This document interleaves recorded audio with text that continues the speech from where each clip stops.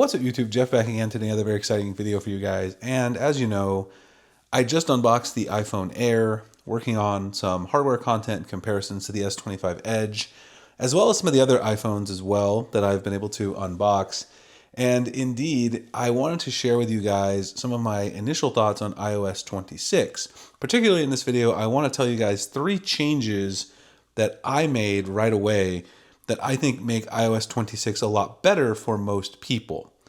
So let's go ahead and jump right into these 3 changes. The very first thing is changing this full screen capture that Apple has set up in iOS 26. So now when you take a screenshot on your iPhone by pressing volume up and the power button at the same time, you get this full screen screenshot, which the whole point is to be useful. You can use highlight to search, which is kind of like circle to search on Android. You can crop it, you can ask about it, you can search within the screenshot, share it, mark it up, or then if you hit the save button, you can save to photos, files, quick notes, copy and delete, or just delete the screenshot.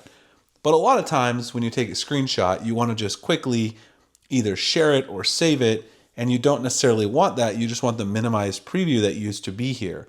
Well, the good news is there's a very easy way to change this back. If you go into the settings and you go down to general, scroll down where you say screen capture, it's right above CarPlay, and you'll see here at the top full screen previews, which is on by default. So if you turn this off, this will then allow you to get the old method of screenshot. So now when you take a screenshot, you get the little preview here in the bottom left corner. And then of course you can tap on it and you'll get all those expanded options. Sometimes you just want to save the screenshot and then you'll come back later to triage it, do whatever you need to do with it.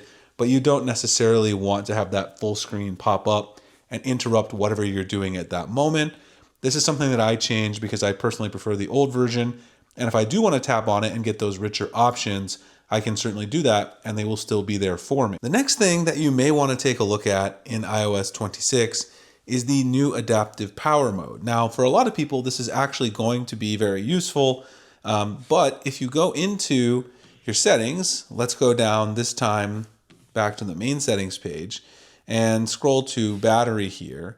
You'll notice if you go into power mode, there's this new option called adaptive power. It's actually something we've had on Android for quite a while. Basically, when you're using your battery more aggressively than usual, the iPhone can extend it by making performance adjustments like lowering the display brightness in certain situations, allowing certain activities to take longer, which means the clock speed's being adjusted, or turning on low power mode at 20%. So this adaptive power mode will get you some better battery life, particularly the clock speed, which is also what Samsung does, with their light mode that I use a lot in One UI. It's kind of different though than the adaptive. It's not adaptive charging, right? There's all these different adaptive kind of modes, but this is more similar to like putting things in light mode on your Galaxy phone. Now this is on by default on the iPhone 17 models. However, one thing that I did want to share with you, because I know some of you have an older iPhone, is if you update your older iPhone, and they're going to do their thing there because you can tap the transfer, put them side by side.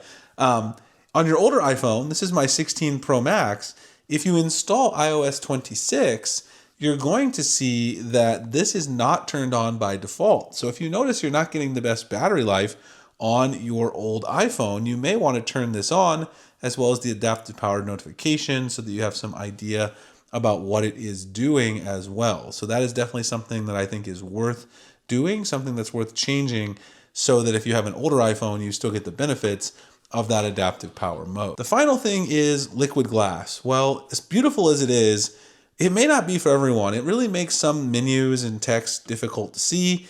And I found that while I do enjoy the beauty, the usability of it, I feel like Apple still needs to fine tune it. You can turn down the liquid glass effect. There's actually 2 settings here that you can change, and I'll show you guys how to do this. If you go into the settings and go back to the main settings, go to accessibility, find display and text size, you'll see these 2 options here, reduce transparency and increase contrast. If you change both of those, you're basically going to get rid of the liquid glass effect. Now you don't have to do both, obviously. You could just do one, just the reduced transparency instead of increased contrast. That still makes it very usable. You see here, you're basically getting rid of, that liquid glass. If you go back into the App Store, you'll see it's a lot more readable down here when you're scrolling through. It's not as hard to read the menus. Now, of course, some people like the liquid glass, but I personally find it's difficult to read in a lot of menus. Also, my notifications on the lock screen. And making this change was just a good change for me. You'll have to decide on a case-by-case basis. So there you go. 3 key changes that I've made over the weekend that I find have improved my experience. Toning down the liquid glass a little bit here, getting rid of those full screen previews for screenshots, and just making sure you have the adaptive power on if you want it. So just make sure you understand what it does. If you have an older iPhone here in iOS 26, make sure that it is on if you do indeed want to get those benefits. Anyway, hope you guys enjoyed the video. If you did, like, comment, subscribe. More great content to come. I have a bunch of other unboxings coming on the channel, some more content on other devices. Please subscribe to our Samsung only channel as well, Sammy Guru, and check out our website, sammyguru.com, if you're a huge Samsung fan. We're still doing those videos daily. That link will be below as well. Appreciate you guys checking out the video. I'll see you in the next one. Thanks a lot for watching.